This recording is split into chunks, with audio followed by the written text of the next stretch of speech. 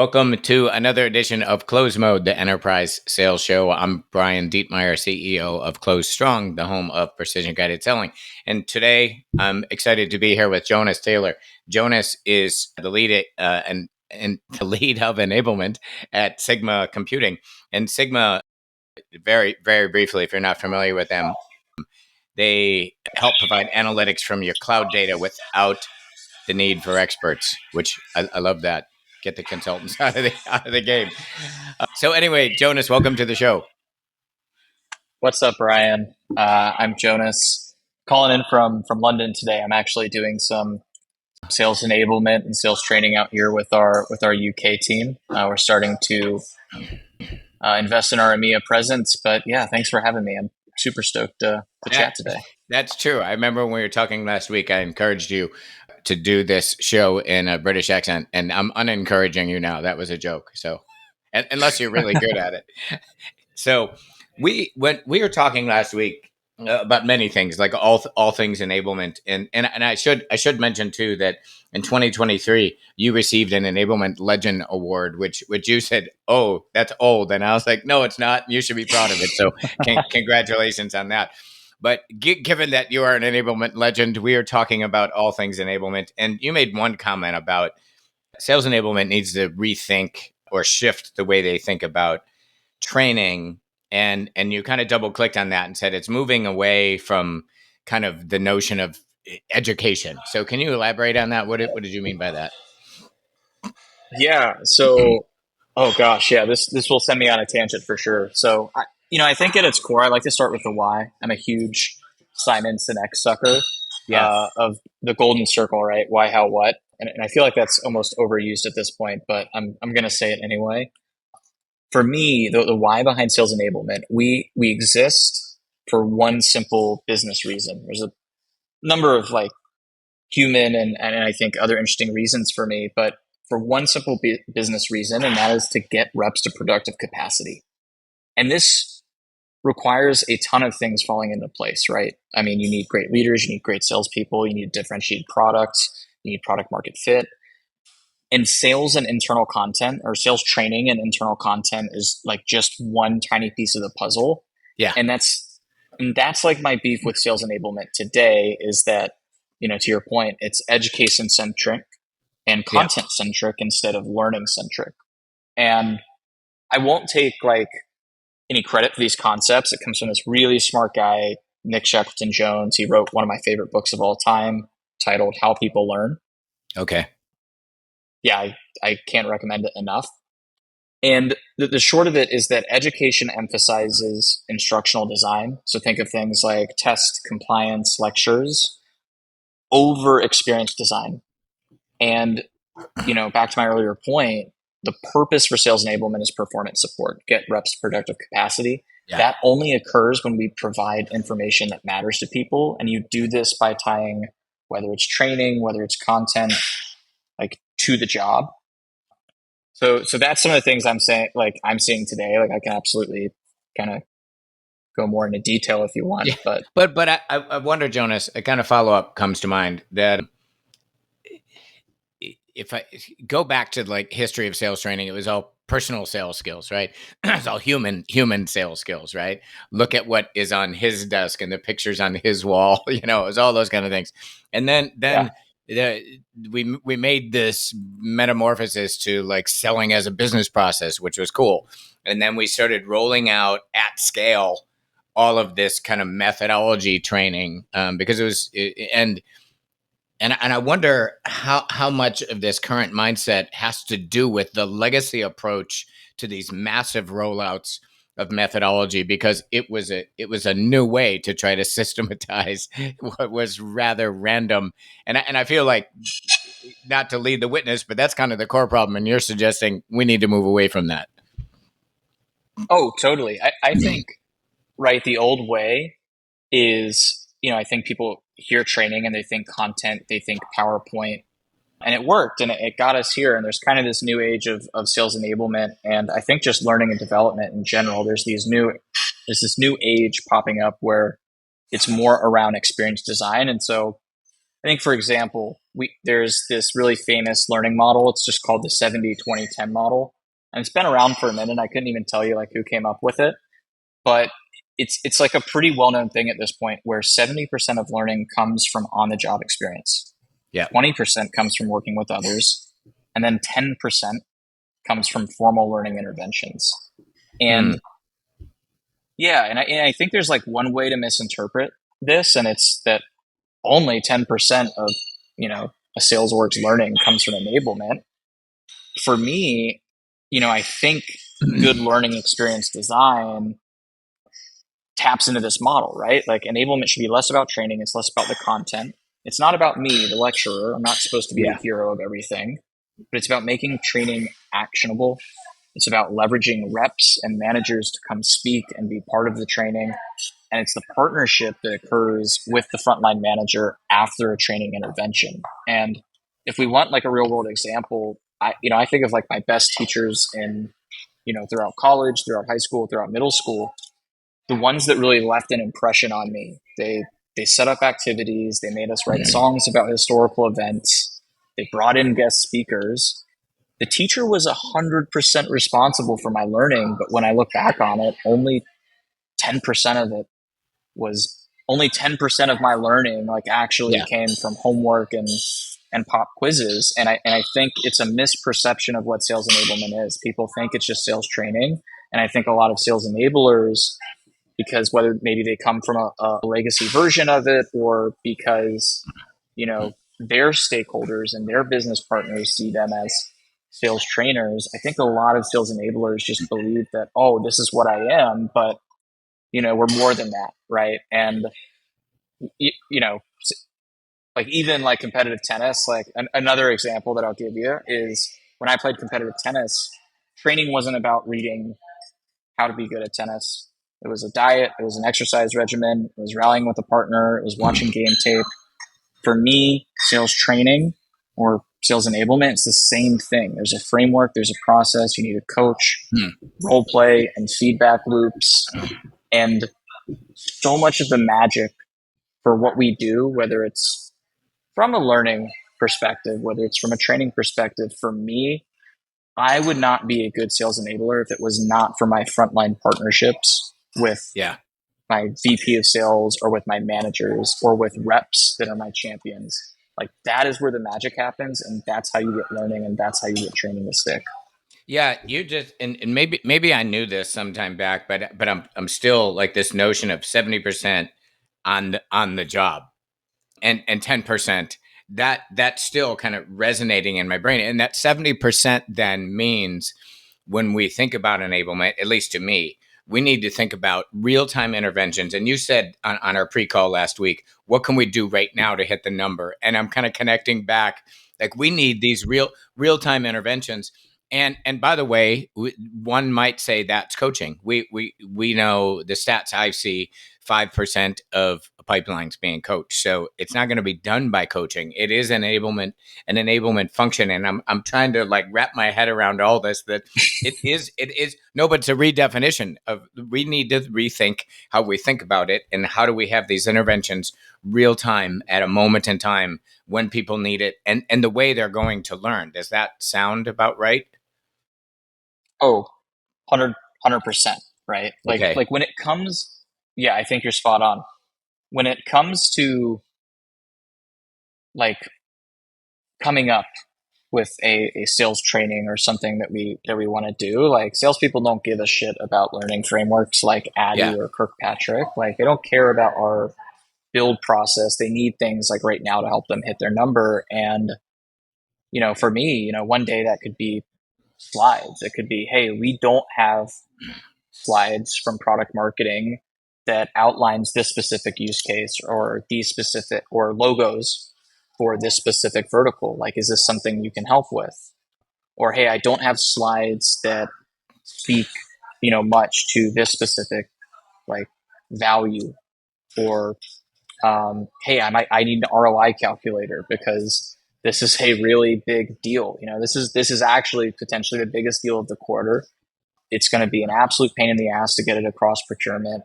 We have a CFO who's really big on tech consolidation and is scared about tech sprawl. I need an ROI calculator now to justify the negative consequences of why they should not remain with status quo Yeah. and the positive business outcomes if they're move forward with a solution like Sigma. Like this is all of the types of audible stuff that we get pulled into. And in my mind, and I think and I hope that other great sales enablers, that their mind doesn't go to, sure, we're always prioritizing things because there's a lot of things on our plate, but I'm not asking my stakeholders to fill out Jira tickets or to fill out forms to work with me. I have a weekly one-on-one with my head of enablement, and I have Hmm. a weekly one-on-one with my SVP of sales. And it is a rolling trade-off conversation about priorities. For example, I specifically work with the commercial segment of the business, and we know this to be true at Sigma, that a huge chunk of our pipeline, or a huge chunk of our closed won bookings, and this is very normal for any higher velocity, faster sales cycle like Yeah. type of motion, is that a huge chunk of our bookings come from pipeline that we source in quarter. And what that means is that if we're short on PG in month one of the quarter, well, it needs to be all hands on deck PG about pipeline, right? And so a huge chunk of my focus, you know, this quarter was prioritizing PG programs and ad hoc fixes. It was coming up with new reporting. It was building better like bookmarks and kind of clean your room type of like reports for our reps. So really easily they could surface like the best and the highest propensity accounts in their territory. It was getting really dirty in their workflows with sales nav, building bluebird searches, which is, hey, how do we look through all of our Sigma customers and find X Sigma customers that have gone on to other companies and prospects? So those are just some like tactical examples of, you go into the quarter as an enablement person thinking, we want to do this program. We have to build for this training program. And, it's a quarter long build, but you have to be willing to be audible ready, because at the end of the day, like I'm a business partner to Yeah. my VP of sales. And when he was like, hey, pipeline, all hands on deck, Yep. you got to be ready to lean in there and get dirty with the reps. So yeah. Yeah, it's when you said audible ready, it reminds me that a while back, and I can't remember if we said this or someone else did, but it doesn't matter. It's moving from just in case enablement to just in time. Like that keeps spinning in my I like head. that a lot. When you talked about audible ready, it's just like, and that's I think the old model was just in case. Let's roll this thing out to everybody at a moment in time that we choose based on the operational aspects of rolling this out globally, whatever it is. And that I had a question for you last week about, why this probably explains why there's multiple rollouts of methodology. I've talked to so many people that say, okay, SKO, we're going to announce the rollout of, XYZ selling methodology. And then 12 to 18 months later, SKO, we're announcing the rollout of XYZ2 selling methodology. You know what? It's sort of a given practice. I've talked to so many folks that nod when I ask them if that's happened in their business. That doesn't seem like a productive use of funds, of time, of anything else. It's expensive, and yes, I have some thoughts on this and I want to answer it, but I do love what you just said about just in case versus just in time enablement. Mm-hmm. I think a good example of that is almost like, I think oftentimes I've met a lot of enablement people, myself included, obsessed with competitive battle cards. Yeah. But I think that's a good example of just in case enablement. Oh, we have to Yep. rebuild it. We have to do all of these like templates, and we got to go crowdsource and build all these new battle cards from scratch. Versus, to me, just in time enablement would be, look at your pipeline right now and look at your closed won booking or closed lost bookings from last quarter. Yeah. Which competitor contributed to the most closed lost bookings and why? Yeah. And then in our current pipeline, which competitor is making up the majority of that? And then you focus. Like, that's just in time enablement, is there's a really clear why behind, we're making this a priority now. because this competitor is a huge chunk of our pipeline versus this like, well, we gotta update all of our competitive battle cards. Yeah. That's a mouthful. Just because we have to, that's what enablement teams do. Like, no, there needs to be a clear why behind it, and I'm always about digging into the data for that. Yeah. No, Yeah, that's it is nothing less than a redefine and interrupting, because the one of the things that I've heard recently too is the market shifted. We're not in a growth market anymore, et cetera. Jim Dickey, one of my advisors, says all the time that it's now about uncertainty. We're competing in this market of uncertainty, and again, you just helped me make that connection to with uncertainty. You need just in time, right? That holy smokes, this shift is happening, and we need to address this right now. 100%. And I mean, that's where I think any type of just sales reporting on the metrics that matter, that helps with that. I think Gong has changed the game there as well, because you're able to get those insights in real time and then kind of action that way, and enablement person sync with your sales leaders and kind of use them as your gut check for prioritization and where you should kind of spend your calories. But no, I really like that framing, so I'm gonna steal that from you. Please do. Yeah, awesome. But okay, happy to talk about framework, methodology, failures, Yeah. hiccups, mishaps. We can kind of call it whatever you want. But no, I love that question. So yeah, rolling something out like Challenger, and then 12 to 18 months later, you're on to value selling, spin selling, Yeah. custom methodology, whatever. For me, I think a couple reasons that happens. I think a new leader might have a bias. So you have a new revenue leader that comes in, and Right. typically I like high turnover in those roles. So I empathize with that, and they might feel pressure to do something in like the next 6 months. They got to get something on the board. They got to look like they're Yes. it'll look like Yes. they're doing something, right? And then I think another one, probably like the least common, is just that people didn't give enough time for the previous program to take effect. And I think that's always the case when you're looking at things like closed won bookings, or an impact on win rates, or an impact on stage conversion as a result of a program or a methodology rollout. Is those are lagging indicators.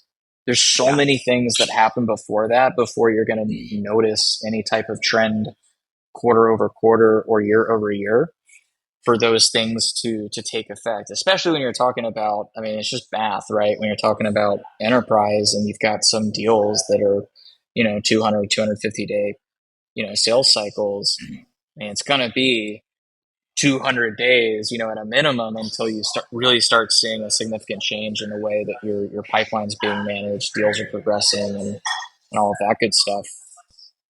I I think another one on the so I have two more. I think one on the enablement side is poor execution and poor follow through on the rollout. Yes. And I yeah, and I think that could be a myriad of things. I think I've worked with third party groups before that they do these methodologies. They're known for them, and it's never really personalized to your company. It's always like very kind of high level, like pie in the sky. And I think a lot of enablement teams get caught off guard by this. If you're an enablement leader, or if you're even a sales leader or revenue leader, and this is your first time rolling out a proper methodology that you invested a shit ton of money in, I think they get really caught off guard by the delta between the assets and the materials and the enablement that company or organization gives you, and the really massive change management gap between Word docs from 2004 Yeah. and, well, how do I bake this into systems today, like modern, like go to market tech stack, things like Gong, things like outreach, things like where are reps taking notes, where are they managing their territory. I mean, just like everything, like how do we actually, where does the rubber hit the road for reps today? And I think a lot of enablement people get thrown off guard because they're like, oh, we're paying all this money for methodology, so it's all going to be done for us. And it never is. It has No. to get baked And into onboarding, and it's yep. huge. Yeah. The two things you just mentioned. So we just completed some primary research, and the goal of this, working with a couple non-for-profit associations in the selling space, SAMA being one. Mm. In what investments are teams, high performing teams, making right now, and more importantly, how are they approaching in, the ingesting of whatever that is? It could be technology, it was coaching programs, methodology, closed plans.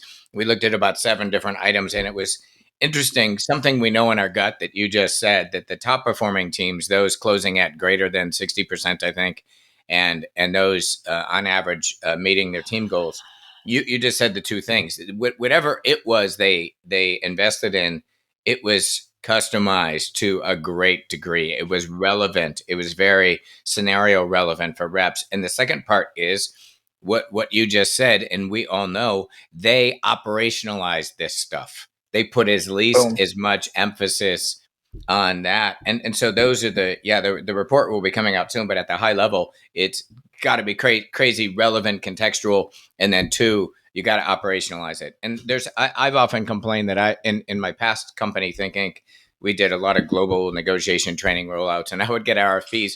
90% of the RFP response was about the events. Who is the consultant? What is your methodology? All that sort of stuff, and almost nothing on pull through. And that's problematic. But anyway, you just hit on the two things that high performing teams say they do. They contextualize, and they have a plan to operationalize it, embed it into their systems. I I love it. Yeah, I mean, I've been through a few of these, and I think those two resonate big time with me. I think the only other thing I'd add is I think also just a misalignment of expectations. I think sometimes a lot of individuals see the methodology as the silver bullet instead of the 100 other things that you have to figure out as a GTM org.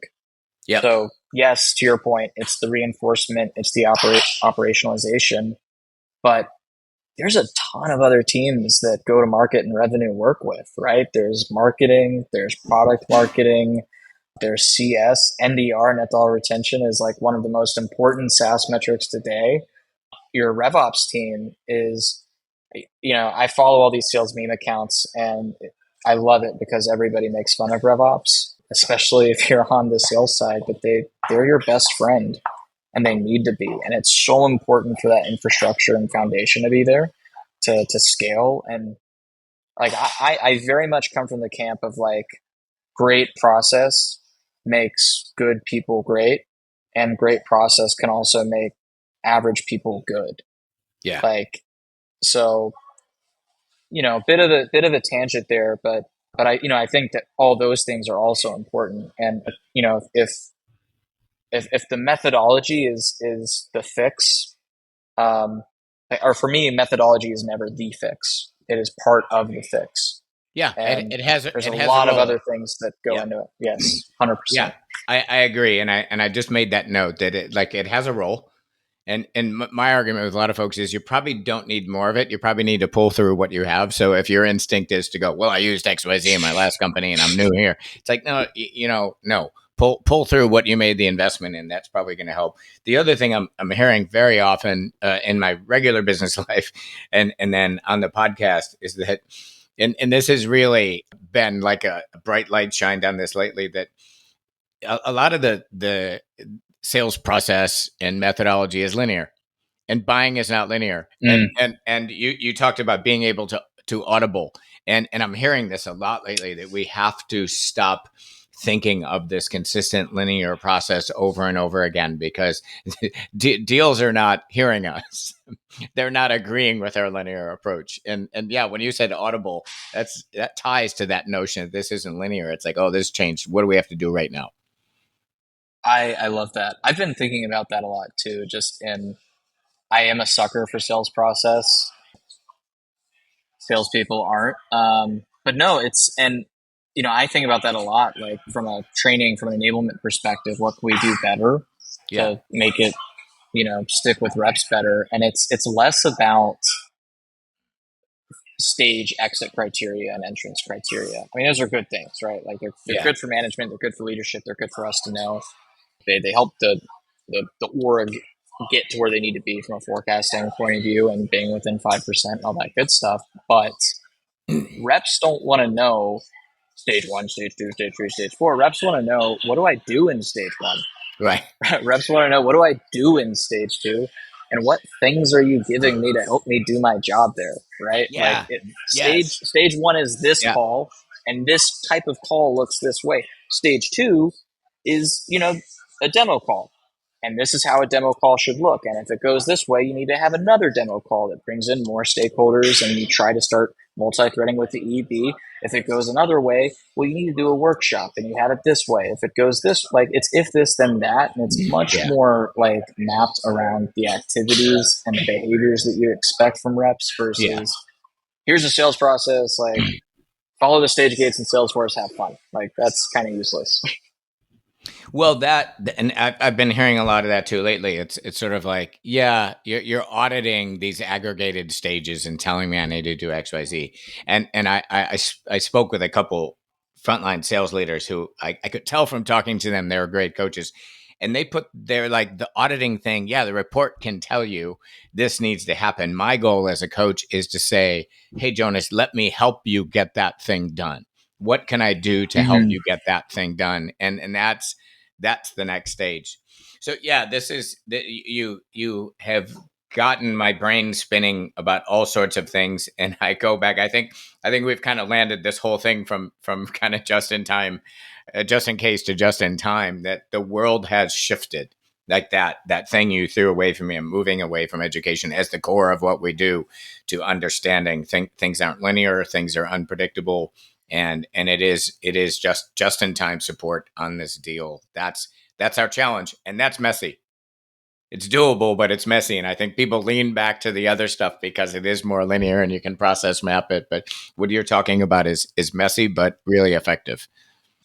Yeah, I think it's easy to look at enablement as compliance and cover your ass, but I think it can be so much more than that. And Yeah. we take that into consideration. We design our programs. People learn and people process information differently, and the majority of people are kinesthetic learners, and so they learn by doing. And I'm just always going to be the biggest advocate for, if anyone's listening to this podcast, they walk away with two things. The easiest way to up level the way you think about enablement, the easiest way to up level the enablement you're doing today is having reps be a part of your programs. And I think this is where a lot of traditional enablement programs miss, is that it's lecturer centric. It's coming from the enablement person that's not carrying a bag.